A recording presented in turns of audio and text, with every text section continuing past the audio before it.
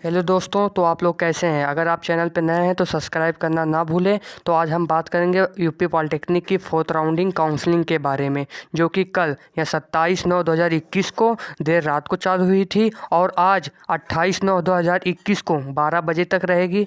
अगर आप काउंसलिंग नहीं किए हैं तो जल्द से जल्द कर लें, 12 बजे से पहले ही, नहीं तो फोर्थ राउंडिंग काउंसलिंग में आप भाग नहीं ले सकते हैं। और सीट अलाटमेंट रिजल्ट भी आज ही आ जाएगा। आज मतलब 28/9/2021 को ही आएगा।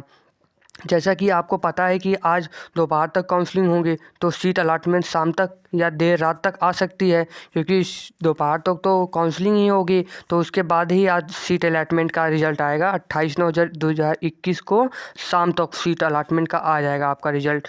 अगर आप लोग काउंसलिंग नहीं किए हैं तो जल्दी से कीजिए, क्योंकि कुछ घंटों में काउंसलिंग बंद हो जाएगा इसका।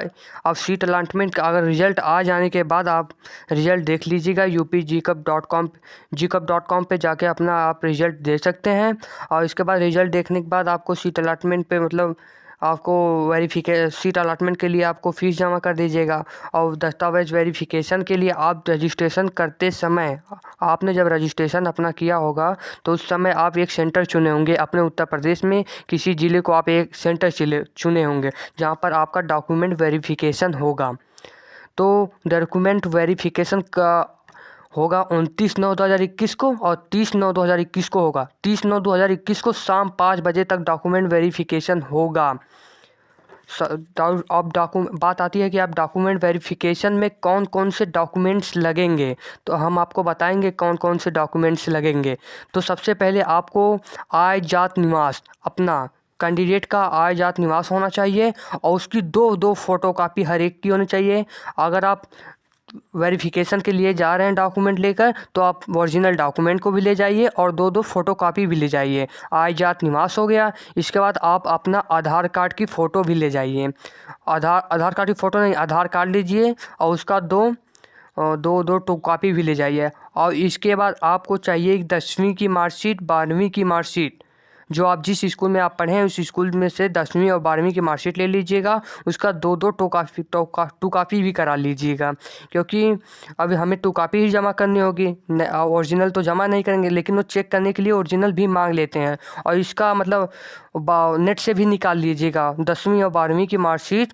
जैसे आप मान लीजिए 2019 में आप 10वीं पास हुए हैं, तो 2019 में जाके आप 2000 मतलब कंप्यूटर से साइबर पे जाके कंप्यूटर वाले से भैया से बोलेंगे आप कि 2019 की 10वीं मार्कशीट निकाल दीजिए, तो नेट वाली मार्कशीट भी लगेगी। 10वीं और 12वीं की नेट वाली मार्कशीट भी लगेगी।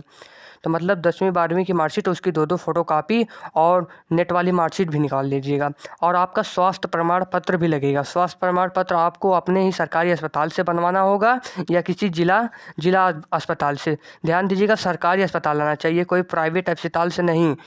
और आपको चाहिए एक और डॉक्यूमेंट बहुत ज़रूरी है, जो कि आपका यूपी पॉलिटेक्निक की संयुक्त प्रवेश परीक्षा में आपका कितना रैंक आया था, वह डॉक्यूमेंट होना चाहिए। एडमिट कार्ड होना चाहिए। और आपका जब सीट अलॉटमेंट हो गया है तो किस कॉलेज में आपका सीट अलॉटमेंट हुआ है, किस कॉलेज में आपका सीट अलॉटमेंट हुआ है, उसकी फ़ोटोकॉपी होनी बहुत ज़रूरी है। आप अब जब रजिस्ट्रेशन करवाते समय आपने 250 रुपया जमा किया था, इसकी एक रसीद आपको होनी चाहिए। आप साइबर जनसेवा केंद्र वालों से मांग सकते हैं कि इसकी हमें एक रसीद दे दीजिए। अगर आप सीट अलॉटमेंट रिजल्ट को देखकर सीट को अगर मतलब फिक्स रजिस्ट्रेशन फीस भी मतलब क्या सीट मतलब यहाँ पर सीट का मतलब जो पैसा देते हैं हम लोग 3000 रुपया दे देते हैं, उसकी भी रसीद आपकी होनी पड़ी ज़रूरी है, क्योंकि आपका स्कॉलरशिप फॉर्म भरने समय वह बहुत इंपॉर्टेंट होता है, जो आप सीट का पैसा दिए जाते हैं 3000 रुपया। और आपको अगर आरक्षण प्रमाण पत्र की भी ज़रूरत पड़ेगी। आरक्षण प्रमाण पत्र किनका होता है? जनरल कास्ट वालों का होता है। जनरल कास्ट वालों का जाति नहीं बनता, उनका आरक्षण प्रमाण पत्र बनता है। तो फ़ोटो भी होना चाहिए, 6-7 फ़ोटो भी होना चाहिए आपका, और पासपोर्ट साइज़। और फ़ीस की बात करें तो फ़ीस आपकी लगेगी। प्राइवेट कॉलेज में अगर आपका सीट अलॉटमेंट हो गया है तो आपको 3000 रुपया जमा करना होगा। और 3000 रुपया आप जमा करेंगे तो उसका आप वो भी ले लीजिएगा, रसीद भी ले लीजिएगा। अगर आपको गवर्नमेंट कॉलेज मिल रहा है तो पूरी फ़ीस जमा करनी होगी। अगर आप उस गवर्नमेंट कॉलेज को छोड़ भी देते हैं तो आपको फ़ीस वो वापस हो जाएगी, पूरी फ़ीस यानी 15-16 हज़ार।